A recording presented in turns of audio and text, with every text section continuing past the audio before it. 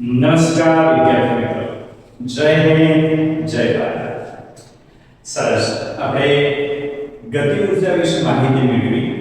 ત્યારબાદ હવે આપણે સ્થિતિ ઉર્જા વિશે માહિતી મેળવવાના છીએ. સૌથી પહેલા પ્રશ્ન આપણને એ થાય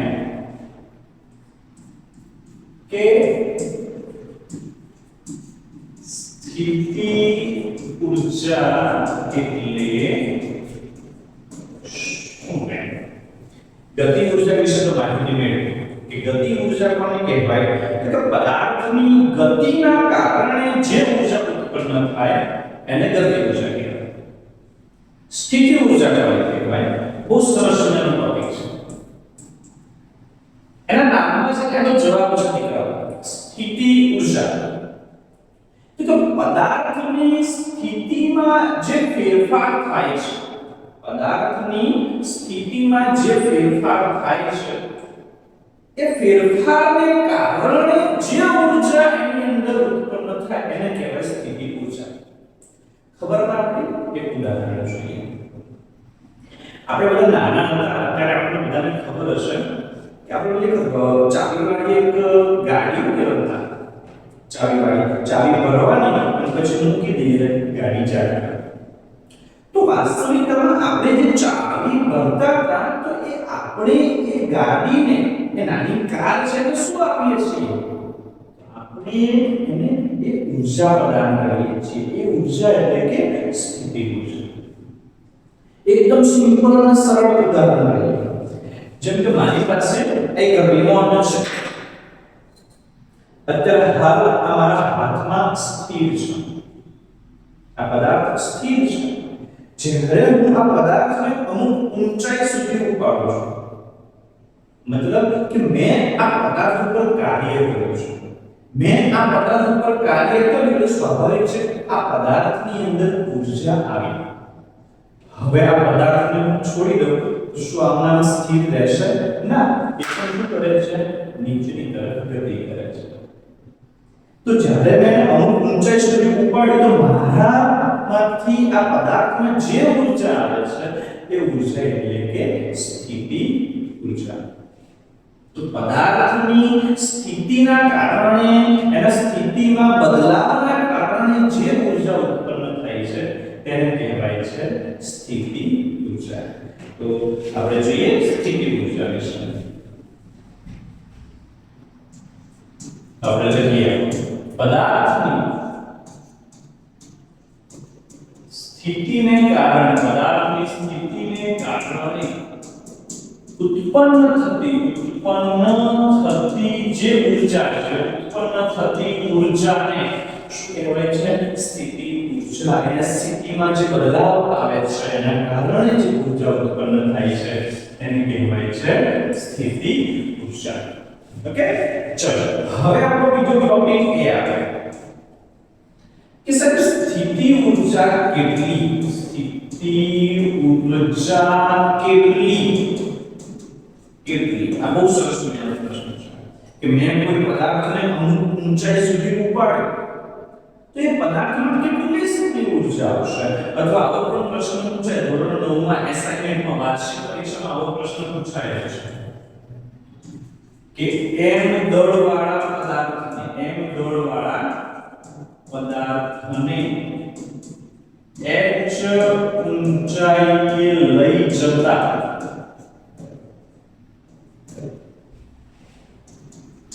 તેમાં ઉત્પન્ન થતી સ્થિતિ ઊર્જાનું મૂલ્ય જણાવો. બહુ સરસ મજાનો ટોપિક છે મિત્રો કે કોઈ m દળવાળો પદાર્થ છે એને આપણે h ઊંચાઈ સુધી લઈ જઈએ છીએ. તો h ઊંચાઈ સુધી લઈ જઈએ તો એની અંદર કેટલી સ્થિતિ ઊર્જા આવશે એ આપણે જોવાનું. તો જોઈએ, ચલો શરૂઆત કરીએ. જેમ કે મારી પાસે કોઈ m દળવાળો પદાર્થ છે. આનું દળ કેટલું છે? m દળવાળો પદાર્થ. જેનું દળ m છે એને હું અમુક ઊંચાઈ સુધી લઈ જઉં છું. સપોઝ કે ઊંચાઈ સુધી લઈ ગયા આપણે h ઊંચાઈ સુધી પદાર્થ અહીંયા હતો એને આપણે h ઊંચાઈ સુધી લઈ ગયા છીએ તો હવે મને h ઊંચાઈ આટલા સુધી લાવ્યો આની અંદર સ્થિતિ ઊર્જા કેટલી આવી હશે સ્થિતિ ઊર્જા કેટલી આવી હશે તો એ આપણે માહિતી મેળવીએ તો હવે જે આપણે ગતિ ઊર્જામાં માહિતી મેળવી એ જ રીતે સ્થિતિ ઊર્જામાં પણ કે ભાઈ કોઈ પણ પદાર્થની અંદર ઉત્પન્ન થતી સ્થિતિ ઊર્જા કેટલી હશે તો કે એ પદાર્થનું સ્થાન બદલવા માટે એ પદાર્થની સ્થિતિ બદલવા માટે જે વ્યક્તિએ જેને જેટલું કાર્ય કર્યું છે એટલી સ્થિતિ ઊર્જા એમાં ઉત્પન્ન થાય છે ઓકે તો અહીંયા લખીએ આપણે કે પદાર્થમાં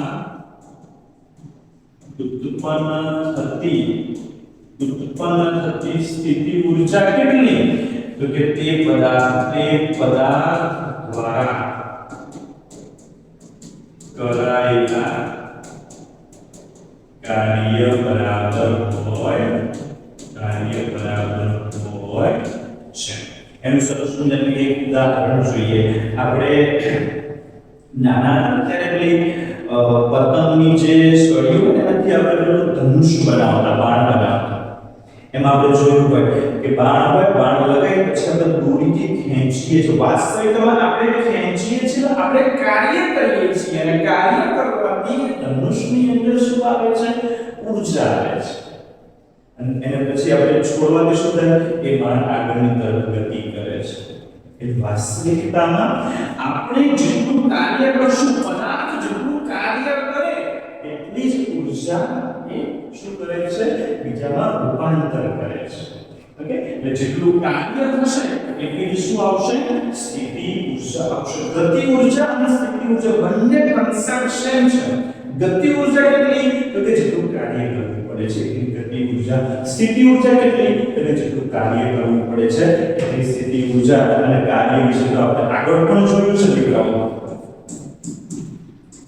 તો કે કાર્ય બરાબર શું થાય કાર્ય બરાબર બળ ગુણ્યા સ્થાનાંતર કાર્ય બરાબર શું થશે બળ ગુણ્યા સ્થાનાંતર કાર્ય W = F ગુણ્યા S પણ એ સમજવાનું છે કે આપણે પદાર્થને અમુક ઊંચાઈ સુધી લઈ જઈએ છીએ તો ગુરુત્વ પ્રમેય નો ટોપિક આપણને બધાને યાદ હોય ઓકે તો ન્યૂટનની ગતિના નિયમ પ્રમાણે ન્યૂટનની ગતિના બીજા નિયમ પ્રમાણે આપણે જોવા જઈએ તો F શું છે દીકરાઓ F ma પણ આપણે શીખ્યા છે કે કોઈ પણ પદાર્થ ઉપર અથવા નીચે ગતિ કરે છે કે જેમાં ગુરુત્વાકર્ષણ બળ સમાયેલું છે તો એ વખતે આપણે a ની જગ્યાએ શું શબ્દ વાપરીએ છીએ દીકરાઓ g એટલે કે ગુરુત્વ પ્રવેગ શું કહેવાય છે ગુરુત્વ પ્રવેગ g વાપરીએ છીએ માટે આપણે F mg શબ્દ વાપરીશું ત્યારબાદ બીજું હવે વાત કરીએ સ્થાનાંતરની તો આપણે કોઈ પણ પદાર્થને શું કરીએ છીએ દીકરાઓ અમુક ઊંચાઈ સુધી લઈ જઈએ છીએ શું કરીએ છીએ અમુક ઊંચાઈ સુધી લઈ જઈએ છીએ આ ઊંચાઈ તો કે પછી સ્થાનાંતર બંને વસ્તુ સરખી છે કે આનું સ્થાનાંતર કરીએ તો આટલી ઊંચાઈ લઈ જાય છે માટે સ્થાનાંતર બરાબર શું કહી દેવાનું ઊંચાઈ એનો મતલબ કે s બરાબર શું કહીશું h ઓકે s તો બંને વસ્તુ સરખી જ છે દીકરાઓ ઓકે આપણને f પણ મળી ગયો અને s પણ મળી ગયો છે તો આપણે f અને s માં આ બંને કિંમતો મૂકી દઈએ ચાલો સરસ ના W is equal to F ગુણ્યા S F ની જગ્યાએ આપણે શું મૂકીશું mg ગુણ્યા S ની જગ્યાએ આપણે શું મૂકીશું h તો આપણું સમીકરણ બને છે mgh કે કોઈ પણ પદાર્થમાં ઉત્પન્ન થતી સ્થિતિ ઊર્જા જે છે એના માટે કેટલું કાર્ય કરવું પડે કાર્ય તો કે mgh જેટલું mgh m એટલે કે દળ g એટલે કે ગુરુત્વ પ્રવેગ અને h એટલે કે ઊંચાઈ અને જેટલું કાર્ય કરવું પડે એટલી જ સ્થિતિ ઊર્જા એ પદાર્થની અંદર ઉત્પન્ન થાય છે આપણે લખીએ કે કાર્ય જેટલું આપણે લખીએ જેટલું કાર્ય કરવું પડે છે પદાર્થે જેટલું કાર્ય કરવું પડે છે તેટલી સ્થિતિ ઊર્જા ઉત્પન્ન થાય છે માટે સ્થિતિ ઊર્જા પણ કેટલી જેટલું કાર્ય એટલી ઊર્જા પણ અહીંયા સ્થિતિ ઊર્જા is called potential energy એટલે કે EP લખીએ છીએ આપણે EP is equal to mgh તો આવી રીતે આપણે કોઈ પણ પદાર્થ લઈએ દીકરાઓ કે કોઈ પણ પદાર્થ m ગયો ગમે તેટલું દળ હોય એને h ઊંચાઈ ગમે તેટલી ઊંચાઈ સુધી લઈ જઈએ આપણે તો એ પદાર્થની અંદર કેટલી સ્થિતિ ઊર્જા હશે mgh જેટલી સ્થિતિ ઊર્જા એમાં સંગ્રહ પામે છે તો આવી રીતે દીકરાઓ આપણે સ્થિતિ ઊર્જા શોધી શકીએ છીએ હવે આના પછીનો આપણો ટોપિક એક વખત કાર્ય ઉપર આપણે વિડિયો બનાવી દઈશું એટલે તમને કોઈ ચિંતા ન કરો હવે આમાં કોઈ પણ ડિફિકલ્ટી હોય કોઈ પણ ક્વેરી હોય કોઈ પણ પ્રશ્ન હોય તમે કોમેન્ટ સેક્શનની અંદર આરામથી લખી શકો છો ઓકે મળીએ આપણે થેન્ક યુ જય હિન્દ